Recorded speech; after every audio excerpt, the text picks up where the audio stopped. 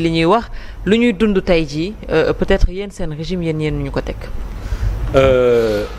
nous sommes fiers nous marcherons toujours la tête haute. parce que ñun ba ñuy jël nguur en 2012 dañu ne woon dinañ toog 3 mois du ñu fay salaire. on est allé chercher des solutions. ba ñuy jël nguur dañu ñëw fekk coupure d'électricité à 924 heures ñu ñëw rek la ko une bonne fois pour toutes. ba ñuy jël nguur dañu ñëw fekk lu bari manqué ci biir Sénégal lu bari donte nag suñu maam ko tàmbale woon na lu bari. ñu jëlee ko point A yóbbu ko point B.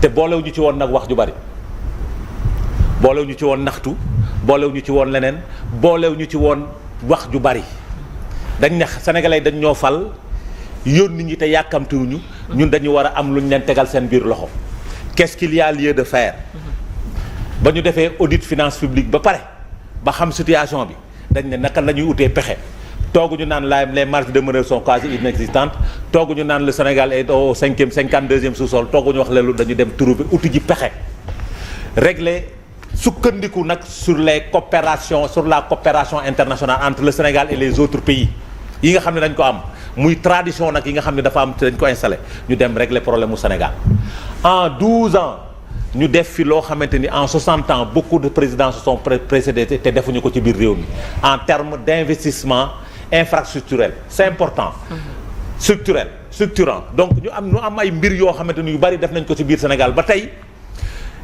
li ci gën a yomb mooy man li may ndamoo mooy man mën naa xëyee Ndakaaru 6 heures du matin dem añee Ziguinchor reeree Ndakaaru te aw ma ko woon ay jamono def toog nañ ay at aw ma ko woon donc loolu mu faciliteel ma ko mu ñëw suñu maam nañu war nañ mun a am réew moo xamante ne day am autoroute à péage ñu jëlee autoroute à péage bi mu am fu mu fi toll ñu jël yóbbu ko Touba tey ñu ngi koy yóbbu Kaolack ñun dañu bëggoon ñii suñ ñëwee yóbbu ko Saint-Louis yóbbu ko Kër Ayib yóbbu ko feneen ak feneen ak feneen donc voici ce que nous avons trouvé maintenant ba ñu ñëwee dafa am fu ñu fekk déficit budgétaire dafa am fu ñu fekk bor Abdou Diouf daf fi bàyyi dette à hauteur de 78%.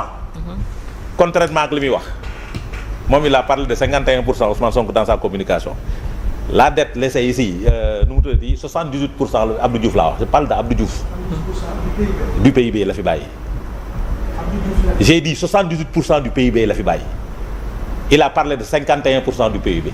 Abdou Diouf 78% du PIB la fi bàyyi dafay jug ci les chiffres nag quoi dem na sax ba yokkal ñu suñu superficie donc c'est normal c'est des lapsus et il faudra comprendre maintenant c'est des lapsus ñun Ablaye Wade ñëw na fii suñu maam ju baax jooju ba mu wàccee bañ ko wàccee dañ ko laaj mu ne amul président Ablaye Wade ba muy ñëw man ba may wante Abdou Diouf bàyyi ma fi dara ba may Macky Sall ba muy dem bàyyil ma ko fi dara ñun ba ñuy dem bàyyi nañ fi lu mu tuuti presque 400 milliards loo xamante ni mënoon na fay mënoon na fay salaire pendant 4 mois donc bàyyoon nañ la ko loo xamante ni mënoon na ko bàyyi ko fi nag ay investissement yu énorme mais malheureusement nee nañ bàyyi nañ fi une dette boo xamante ni ñun dañu jàpp ni dafa toll ci 13 000 milliards ñoom ñu ne dette bi dafa toll ci 18 000 milliards il y a une dette cachée ñun nangul leen ko dette cachée boobu nag moo ñu àndul coow bi ñu toll parce que suñ demee ba FMI jël suñu rapport Cour des comptes di ko rejeter ça pose problème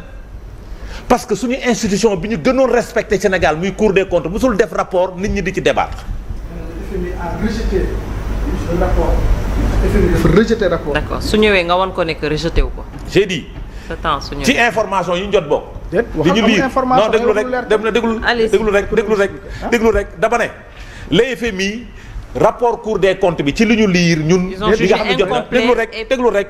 la déglul FMI dafa rejeter rapport bi ba ils ont commis un cabinet pour audit mais bien sûr waxuma la FMI moo commettre de c'est le gouvernement du Sénégal c'est déglul le gouvernement du Sénégal a commis un cabinet Mazar waaw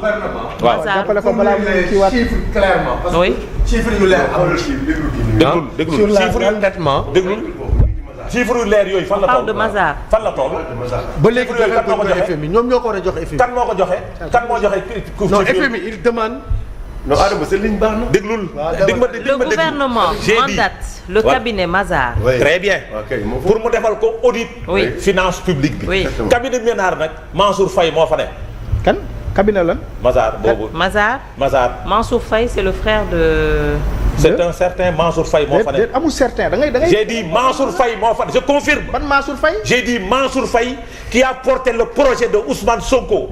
à travers sa page Facebook. man maay confirmer. da ngeen di fêter seen 10 ans il a fait la publication. kooku mais je confirme. télé laay waxee de man ragaluma li may wax de man du ma genre yooyu de je confirme te soo leen bëggee ma yónnee la kii bi maintenant nag je ne doute pas de sa crédibilité mais li ma xam daal mooy ba ngeen amee 10 ans il a partagé la publication sur les 10 ans point moo tax am na ci droit kooku moom la ñu commettre mu andi les preuves des allégations pour une première fois dans ce pays là une institution de Bretton Woods ñëw nañu dama am doute ci li ngeen di wax maintenant loolu lu muy firnde moo bloqué suñu économie confiance internationale bi ñu waroon am ñu am ko ñu ñàkk ko maintenant Djibril Bey. Ah ok, c'est bien. Est-ce que vous savez que aujourd'hui nous sommes le 4. Hier l'État du Sénégal a emprunté a fait une émission de 14 milliards pour 1 an. Hier j'ai dit hier il a fait une émission de 14 milliards. boo xamante ni payable pour 1 an. Le 30 ils ont fait une émission de 205 milliards dans le marché de l'UEMOA. émission bii li ci garaaw nit ñi doon ko wax Côte d'Ivoire moo ñu jox 5 milliards Burkina Faso moo ñu jox 3 milliards bi ci guerre bi moo ñu jox 3 milliards Bénin moo ñu jox 5 milliards Bénin. Oui, mais loolu il l'avait prévu non Omar Faye quand même c'est des dettes qui ont quand même été. J'ai dit tey la doon démb la nous sommes le 4 le 6. Le Sénégal va faire une autre émission. dans la de mobilisation de ressources. mais bàyyi ma ñëw. on ne peut pas parler de nationalité. dafa am fu ma jëm. amul nationalité non dafa am fu ma jëm. ay Côte man waxuma la nationalité de dafa am fu ma jëm. terminé. même français mën na ci bopp. waa déglul. ah non attends non déglul. les capitaux vont dans les marchés les Jibril di nga ma bàyyi nag. di nga ma bàyyi nag. loolu nag économiste la non déglul dégg naa Pape Malick Ndour di ko wax. waa déglu ma waa di nga ma bàyyi. di nga ma bàyyi. par devoir scientifique du ma ko non c'est-à-dire kaa ñu waxtaan. le Sénégal était dans une position. au niveau de l'Union de l'UEMOA une position boo xamante ni waruloon nekk ci posture bii aujourd'hui les Sénégalais déglul aujourd'hui les Sénégalais dans cette émission 1 milliard lañ joxe. ok cela signifie quoi? Notre situation économique ne peut pas être portée par les Sénégalais. Ça pose un débat parce que sur la situation de morosité bi nga xam ni cette fameuse déclaration moo ñu ko andi le blocage des BTP moo ko andi. te loolu nag dafa laaj njàngat xam nga yaa ngi fi doon wax ni le Sénégal emprunte. non je pensais que vous vouliez dire que Côte d'Ivoire moo ñu lebal. non Côte d'Ivoire mënul lebal Sénégal. non Côte d'Ivoire lebalul Sénégal. non boo duggee ci marché financier loolu c'est le marché financier. maintenant attendez Djibril di nga ma bàyyi ma terminer nag. di nga ma bàyyi parce que du ma ak yow. non dama li nga wax laaj. non dama de comprendre maintenant li nga bëgg a wax. waaw kon dama ne dama foog na wax ne Côte d'Ivoire moo lebal Sénégal. non je suis pas dans ces choses. yow da nga nekk di wax la part mobilisée chez les Ivoiriens. waxuma Côte d'Ivoire. parce que la part mobilisée par les Ivoiriens. par rapport aux Sénégalais par les deux et par rapport aux Sénégalais. c'est-à-dire par rapport aux Sénégalais. c'est peu.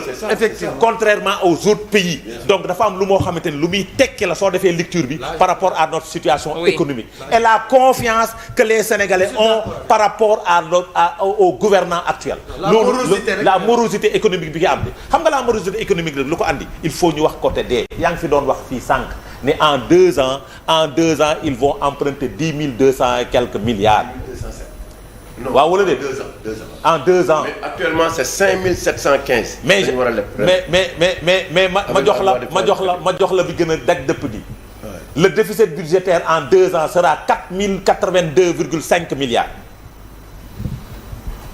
En Macky Sall en 5 ans le déficit budgétaire était de 10 583,81,3 milliards. déficit budgétaire. donc waaw. déficit budgétaire. waaw moom laa wax. nga ne moo nekkoon en 2000 ñaata.